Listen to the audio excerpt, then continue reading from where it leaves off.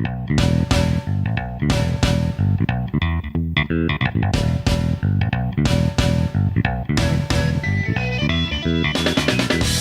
to the Golf Podcast, presented by Golficity, where we bring you the tips, instruction, and support you need to get the most out of your golf game.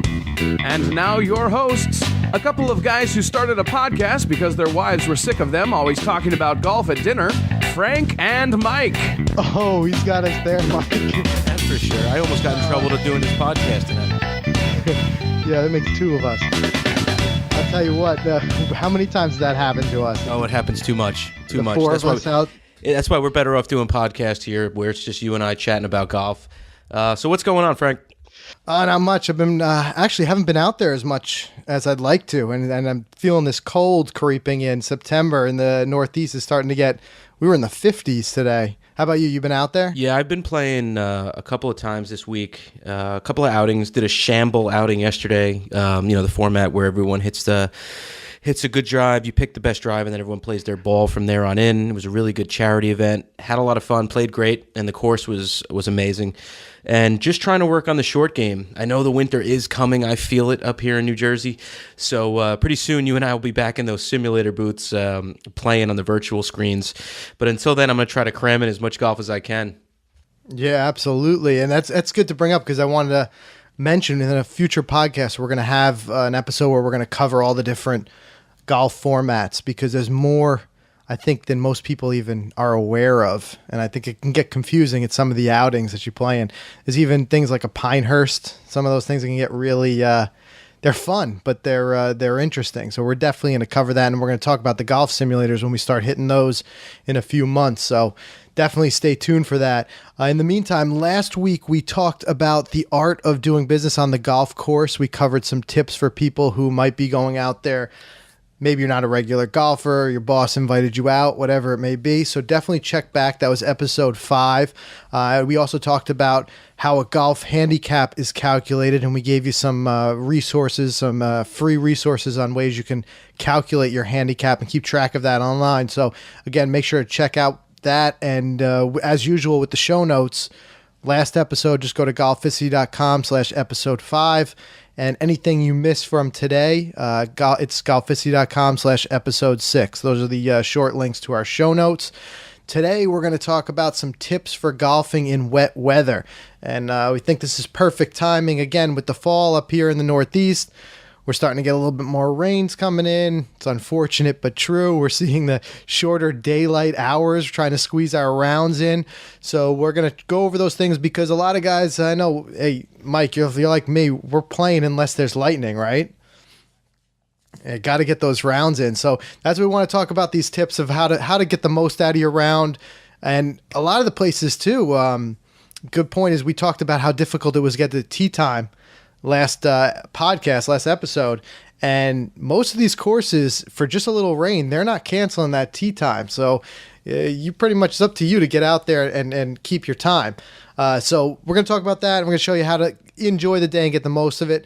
Later on in our bonus tip, we're going to talk about some strategies, some practice techniques you can use to stop the 3 putts. I know those are a killer. How about you? Yeah, that's been hurting me a lot lately. I wish I could just throw my putter into the woods. But you mentioned lightning. I got to go back to that for a second. You would play in pouring rain, Frank? If I haven't played in a while, there's a good chance I would. That's a good point. I'll be honest with you. But we're going to talk about, and all kidding aside, if you have the right gear, it can actually not be that bad. I mean, look, nobody enjoys standing out there in the rain, but with the right gear and like a lot of other guys, I mean, some other guys have other hobbies. I like to fish. I've been fishing for a long time, and some of the best fishing is in the rain. So I'm used to it as far as from a hobby standpoint, but yeah, we'll talk about that. There's certain times it's going to be personal preference. Like if you're putting across the green and there's water flying off your ball, maybe that's a indication that you shouldn't be out there as well. So all right, so let's jump right into it. Let's talk about some of the tips we have for golfing in wet weather. And this is based on an article that we have on the site. You can find that by going to our instructions segment on golficity.com. And we will also, as I said, have a link to that in the show notes. But diving right in, the first thing is, and something I just started talking about, is just being prepared and dressing appropriately. No, I got to bring it up. I have to bring it up. So I guess I'll give it to you, it was early in the season. When was that, by the way? It was probably in April. Yeah. And what I'm talking about is, Mike, maybe you're just anxious to get out there, but maybe you didn't check the weather report because it was a day, it ended up pouring our whole round. But I get there, Mike's already there. He's about a half hour before the tee time. And I see him out there. He's putting on the putting green like nothing's even affecting him. Meanwhile, it's pouring and he doesn't have a shred, not a shred of wet golf gear with him. I mean, maybe you had a hat, but you were just out there in a collared shirt, pants, short sleeve collared shirt, golf pants, and it's just pouring on you. And then what? You didn't even have an umbrella with you that day. No umbrella. Right? I always bring some type of waterproof jacket or windbreaker or something, and I just didn't bring it. I don't know. Maybe I was just so amped up to play that day. I totally was unprepared, and it was the most miserable 4.5 hours of my life. I'll give you the tenacity award, though. I remember on the 18th, you had the water was like sloshing around in your shoes, but you were still out there. Absolutely. Had to finish strong. That's right. Especially early in the season. That's, like I said, that's when we're most ambitious. Maybe late in the season, we'd be like, forget it, I'm headed out of here. But it does bring a good point. First thing to do, biggest, most important part about being prepared for the elements. It may sound silly, but we're bringing it up, and that's why we bring up this example, because it can happen to anybody, especially if you're just anxious to get out there, you have an early tee time, you're rushing to meet the guys, whatever it may be. You still got to stop and check that weather, because you don't know. You don't want to be caught off guard. You don't want to have it where you don't have your umbrella with you, whatever it may be. So let's just talk about a couple things to have out there with you when it comes to just being prepared. There's the obvious, a windbreaker or some sort of waterproof jacket. What I like to do is I bought the waterproof pants, and I just rolled them up and I keep them in my golf bag. That way I don't forget them, and they're great because you can just throw them on top of whatever you're wearing. They've got like the zippers down, by your shoes, so you can kind of just slide them over, and it keeps everything dry. Those I found have gone a long way, especially if it's a slow round and you're waiting out there and you're sitting anywhere and you're not getting soaked, so that's something I'd advise having in there. Other than that, all the obvious things, the hat, the umbrella, have it with you. But let's talk about some little tips of extra stuff that I like to have with me. And one that has actually been a big benefit to me, and I've had this is something I learned years ago in high school from my golf coach. He had us all put 2 or 3 washcloth size towels in our golf bag and just keep them in there. And what happened was, if it's a really rainy day and you are having a lot of trouble holding onto that club, a washcloth is about the same length as your grip, and you can wrap it around. Now, it's not easy because it does, make the grip a little bit thicker, but the smaller the towel, the better. And it will get you through the round, and you just, tuck it, in a dry pocket between shots, pull it out, wrap it around the grip, and you'll find you get a lot more grip. You're not having the club fly out of your hands. So I've tried that a few times. Mike, do you have any other tips that you have, like little things that you've done when you're out there? Yeah, if you're a southeast golfer in Florida and there's a lot of rain showers, or you're up here in the Northeast playing in, this time of the year, October, November, take a look at those FootJoy. TaylorMade makes them too. They're rain gloves. You can wear them on both hands, and they're supposed to give you this extra grip. I'm looking at the website right now, Frank, and they're about $20. And it's both pairs, left hand, right hand, rain gloves. And what they're supposed to do is just give you a strong grip on the club. And that was the worst part about that round that you just referenced back in April. After like the 10th hole, I just wanted to go home, because after every shot, the club was flying out of my hand. It was slipping, and I was hitting the ball 2 feet in front. It just wasn't fun. So if you're going to do it and a cloud's going to pass through during your round, and you're going to catch maybe an hour of rain, just pick up those gloves and throw them in your bag and see if they work. And, let us know what you think about them if you buy them. Yeah, for $20, like you're saying, you can't get hurt. And it's just one of those things, as I said, it's not something that you want to have to each time go through your mental checklist of remembering everything. Just get these things and throw them in the bag. I even, if you want, throw them in a Ziploc bag inside your golf bag so that they kind of stay dry or whatever it may be until you need them. And just make sure you dry them out before you throw them back in there. But just having these couple of things can really change your day. And as I said, it's all about making the most of it, because ideally nobody wants to play in the rain.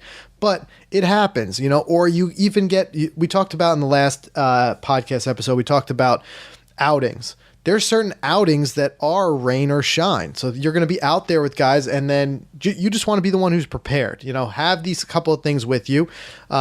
And again, you're going to get the most out of it, because you may have, who knows, for an outing, you may have shelled out $100 and you're playing. You might as well enjoy the round. Things as simple as just having those gloves, having like the waterproof pants, the towels, whatever it may be, a couple of fresh towels. I mean, everybody's got a towel hanging on the outside of their bag, but if you throw a couple extra fresh ones in there with you, you can pull them out and, exchange them as the one gets soaked and whatever it may be. But that little bit of preparation and that little bit of equipment preparation is going to really go a long way. So let's move on to the next thing. Talking about the actual playing conditions themselves. One thing to keep in mind, and probably the most important thing to keep in mind, is how soft the ground is going to be. So Mike and I started talking about this a little bit in the last podcast about just generally speaking. We were saying about our wedge shots and working on those and finding that, especially in the fairway, a lot of times a very high lofted club will really cut in and you'll end up with a big divot, and you'll actually sometimes go right underneath the ball. So this is obviously going to be amplified and magnified by the fact of the ground being even softer. So you want to keep that type of stuff in mind. Think of it almost as though you're hitting off of a sponge rather than hitting off of the ground, and understanding how that's going to change the bounce of the club, understand how that's going to change things that are going to be digging in. So you want to try to smooth out that swing. Make sure you're taking less ground contact and contacting more of the ball. So you're going to be coming down at a steeper angle, whatever it takes to make more flush contact with the ball and less contact with the ground. Same goes for any of the sand traps. Sand's going to be heavy. It's going to be wet. You're not going to be able to just take the same deep shot where you're throwing a lot of sand up, because you're going to lose all of that club head speed when you're grabbing that heavy sand. Right, you agree with me there? Yeah, absolutely. And it goes the same for the rough and the green. We all know after it rains, the greens are going to play slow. Practice them before you get out. That's probably what I was doing before that round. I wanted to see how slow the greens were, or if they were normal.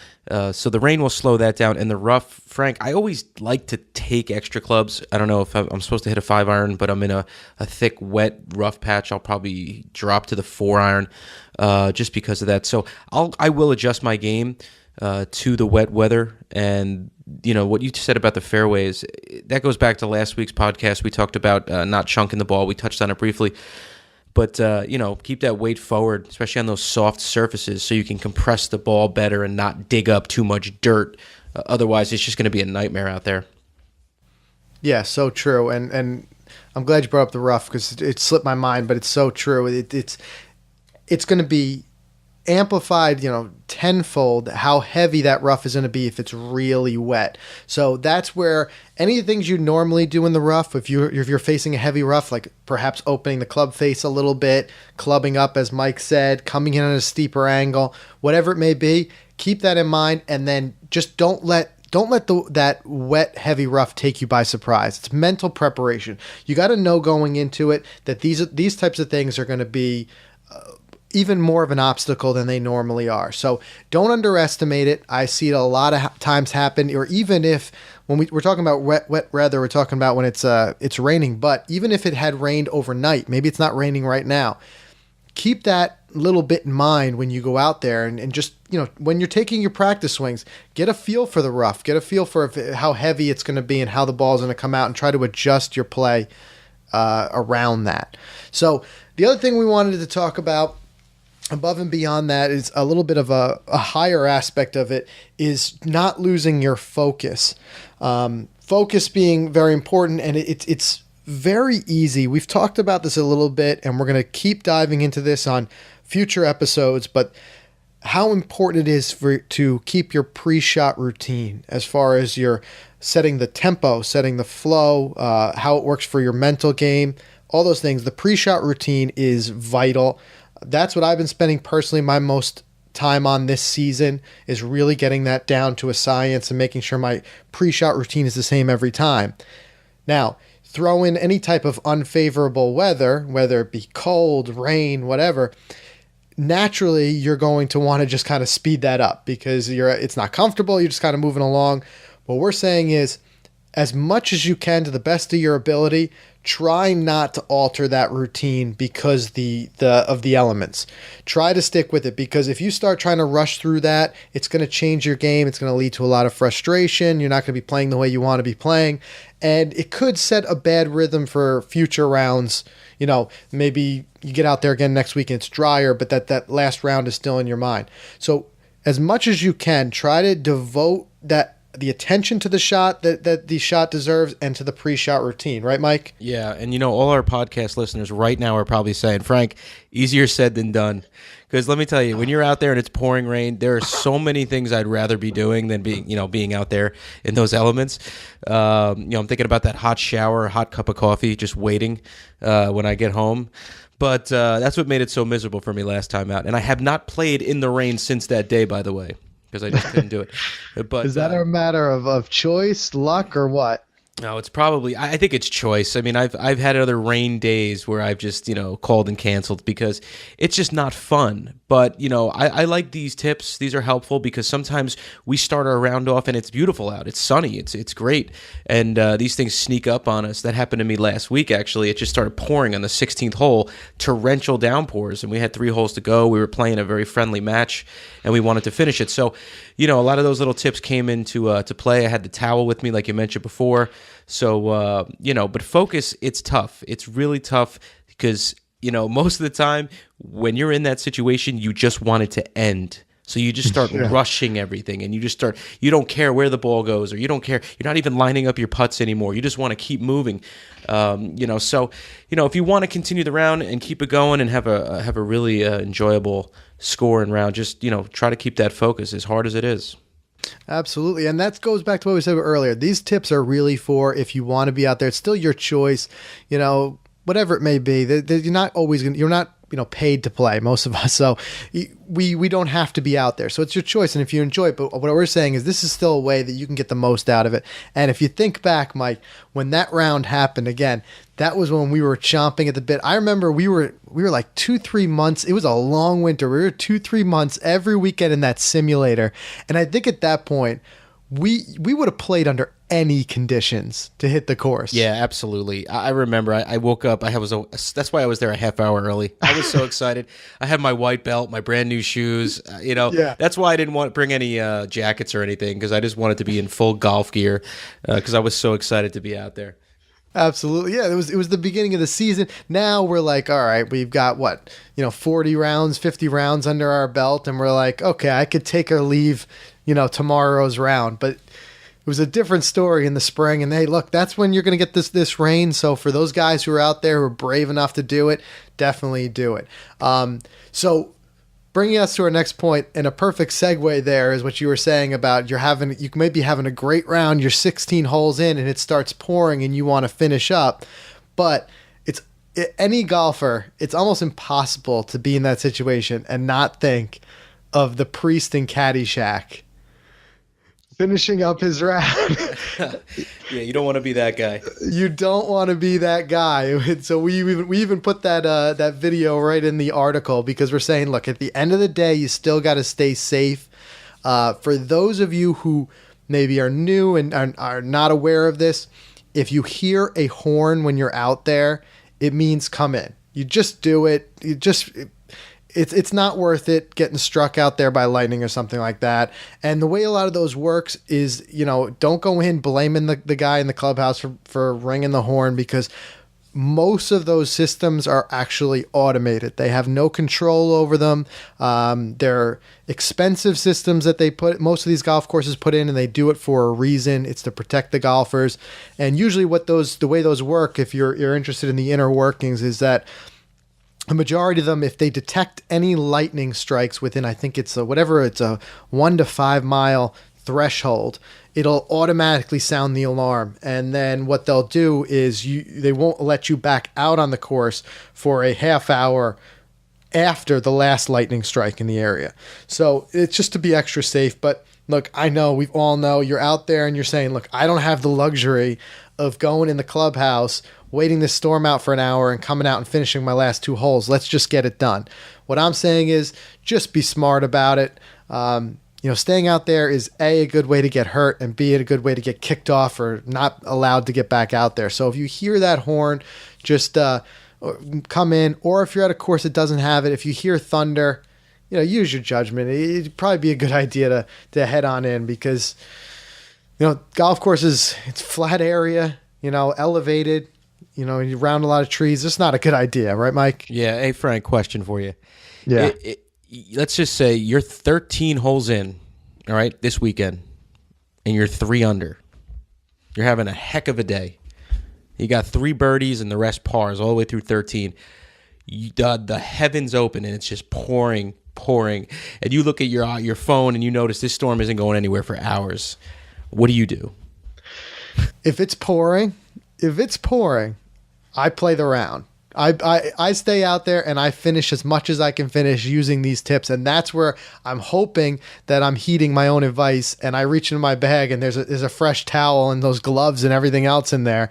But if it's lightning, I hate to say it, like at some point I'm probably going to have to head in, because most of these courses too, the ranger's going to be out there. He's going to throw you off. It's not even going to be your decision. But if I had a round going that well, if it was lightning, I'd go in the clubhouse, wait it out, call my wife and say, listen, I'm going to miss lunch today because I'm 3 under. And at that point, I would hope she would understand.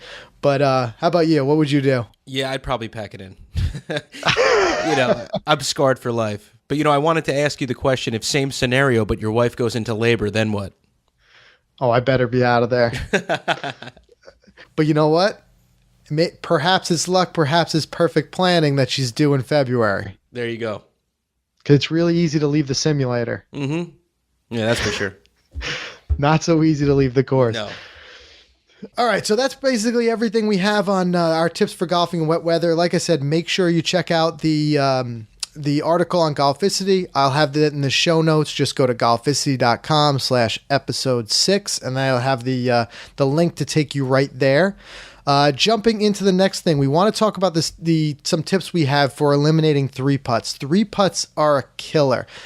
I know it's happened to me so many times. When I'm not putting, or when I'm just not feeling it out there, I'll start counting up those 3 putts and realizing how many strokes I'm leaving out on the course, and it's just a mess. So we have a couple tips we want to talk about, and I want to get your feedback on this, because there's different schools of thought. A lot of the way this particular practice method is structured has to do a lot with laying up and making sure you don't 3-putt. And instead, it's more aimed for making it in the 2-putt, going for a 2-putt almost doing a layup, versus going for the hole every single time. And we recently had an interview on the site with Brad Faxon, who everyone knows is one of the greatest putters ever on tour. And in the interview, he talks about a little bit how he differs from that, in that he never lays up a putt. He always goes for the hole. Now, we're not all Brad Faxon, but hey, like, if it works for you, it works for you. But let's go over the basics of how this little practice technique works. Mike, do you want to take that? Yeah, sure. One thing that I like to do, Frank, is when I go to the practice green, I will take, whether it's tees, some people use rope, or you can draw around if you have some type of chalk or whatever the case may be. But what I'm essentially doing is making a perimeter around the hole. Maybe it's a foot or 2 feet around, and I'm just simply taking 6 balls, 7 balls, and I'm just putting into that perimeter, which is surrounding the hole. And what this is doing, it's showing me how to get my stroke down to move the ball to that particular location. I'm actually doing the opposite of what Brad Faxon was saying, but I want to put the ball near the hole, because I know that I can just get up with a 1-foot putt and knock it in, and that's my 2-putt. So I practice that, and I'll move the ball back, and I'll keep going from 10 feet to 15 feet to 20 feet, because a lot of times we are faced with that 20-foot putt. I know I'm not good enough to stick the ball 3 feet, 5 feet from the pin every approach shot in.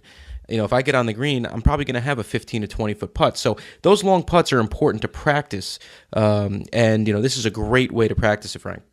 Yeah, and that's a solid point. When you're talking about from an amateur standpoint, of course, most of us are going to have more 3 putts than what you see on tour, because these guys, as Mike said, they're not often faced with 25, 30-foot putts every time. They're sticking it close, and they're within 6 to 8 feet. And they're not going to 3-putt from there. They're just not. Those guys are usually, nailing anything in that range in one anyway. But for guys like us, our approach shots are not quite as accurate. Our chipping might not be quite as good as what you see on tour. So you're gonna be faced with a lot of these long putts. So it's a matter of, and the technique that Mike is talking about is a matter of ensuring that you're going to be able to save that one stroke and hole it in 2. So what I like about this practice technique, and again, this is that visualization of almost taking the cup and visualizing it as though it was like a 2-foot diameter. Okay. And you're putting into that, and you want to make sure you're getting in that, because you know that anything within that, you're going to be able to hole out on your second putt. You're not going to miss a putt that close most of the time anyway. So the idea being is this type of practice technique is going to help you to gauge the read. It's going to also help you to gauge the speed. You're going to get your speed down, and like Mike said, you're going to get a more consistent stroke down because you're making sure to land it in that area. So again, it goes against a certain school of thought where some guys will say, look, every time I'm going for the hole. Again, we want to hear your thoughts. So you make sure you post a comment for us on the article, or tweet us at Golficity and let us know. Is that something you agree with? Are you going for it every time? Do you feel like that's too much of a risk? Also, there's a lot of other factors that come into play. Is it a downhill putt that if you miss that cup, it's going to go another 8 to 10 feet, and now you're definitely staring down a 3 putt. So make sure you weigh those factors in mind. But either way, regardless, I still think it's a great practice technique that you can use to start to get your stroke down, gauge the speed, and make sure that you're coming close to the cup every time. So give that a try. Other couple of quick putting tips that I have that come to mind. A great way to gauge speed too is sometimes take the hole out of play altogether. And this is something that I've been practicing a little bit. When I go out on the putting green, I will sometimes just drop a couple balls, maybe either in the center of the green, or wherever it may be. I'm usually about anywhere from 10 to 12 feet away from the fringe, and I'll actually putt towards the fringe and try to get that putt to stop right where it goes into the from the green cut to the fringe cut. So you're taking the whole mental aspect of the hole out of play, and you're just trying to roll the ball the exact speed you want to roll. It's similar like if you were playing pool or billiards, and you ever play the game where you just try to roll the cue down and just try to make it stop as close as you can to the other bumper. Same type of thing. You're taking the hole out of play, and you're just working on your speed. So that's one thing I would say. And then another little practice tip that I like to do, it helps you gain some confidence, and it also helps to make sure that you're not going to miss those close putts. Because like I said, this whole thing becomes a moot point if you're just trying to get it close, but then you can't make that close putt. Then you're still in a 3-putt, territory anyway. So what I like to do is just, set up 3 balls about a foot from the hole and putt them all. And once you sink all 3, you can move back to 2 feet. Putt all 3 balls. When you sink all 3, you move back to 3 feet, so on and so forth. The key being, if you miss any one, you have to start right back at 1 foot. So it'll get to a point where you'll putt so many 1 to 2 foot putts in that little practice, and sometimes you'll move out 3-4 feet. You'll be on a roll, but those 1 to 2 foot putts will become so automatic to you. You'll gain so much confidence in that because that little practice game you can play with yourself will force you to make that putt over and over and over again. Whereas most of us now, we neglect those very short putts because we think, hey, I can make that. Then we'll go out to the putting green and we'll drop a couple 8 feet out and just keep putting 8 feet out, 8 feet out. But we never actually practice those 1 to 2 footers, which really is where a lot of strokes can get lost because you almost take that putt for granted. So what I like is that this will help you teach you not to take those very short putts for granted.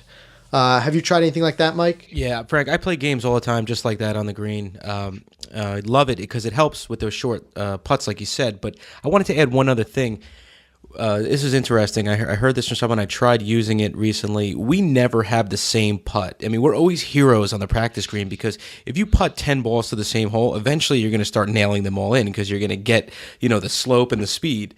So what I like to do is I like to take those 5 or 6 balls and I like to place them 5, 6, 7, 8 feet, deep from the hole, but go all the way around in a long perimeter where one may be going left to right, one may be going uphill. So every single putt is different because you and I know every putt's going to be different on every green that we're on. We're never going to have the same putt. And when we get up to the green where we just put our ball, we don't know the slope perfectly because we haven't hit that shot yet. So you want to play as many mysterious question mark type of putts as you can when you're practicing because that's what you're going to be faced with on the course. Yeah, and what I like that you said there is when you're practicing, because I think there are 2 schools of thought. First, the practicing in general, Mike's right. You want to try as many different reads as you can so you can start to learn different speeds, different reads, different distances. And that's where we talk about, and we've talked about in past episodes, and I'm sure we'll mention a lot more, the importance of practicing that short game, putting included. We see guys who go out to the range for an hour a week, but then they spend 3 minutes on the putting green.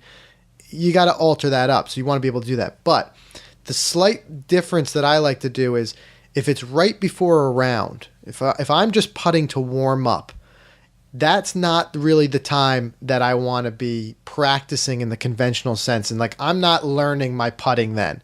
I'm out there to gauge how fast the greens are playing that day. But the other thing I'm out there to do is to build confidence. You don't want to challenge yourself too much right before you hit the tee box, because the last thing you want to have in your mind, we know this game is all about confidence, having that confidence going in and confidence in your swing, confidence in your stroke. If you set yourself up with a bunch of very challenging putts and you miss them all, now the ranger calls you up, it's your turn on the tee box, and the last thing in the back of your mind is the 15 putts you just missed. That's going to set the wrong tone. You're going to hit the first, second hole, and you're not going to have confidence that you're going to be able to make it. What I like to do is I'll start, if I've got enough time and I'm there early enough, I'll do some of those more challenging putts. But what I always like to end on is a bunch of 3-4 foot putts, just drilling them.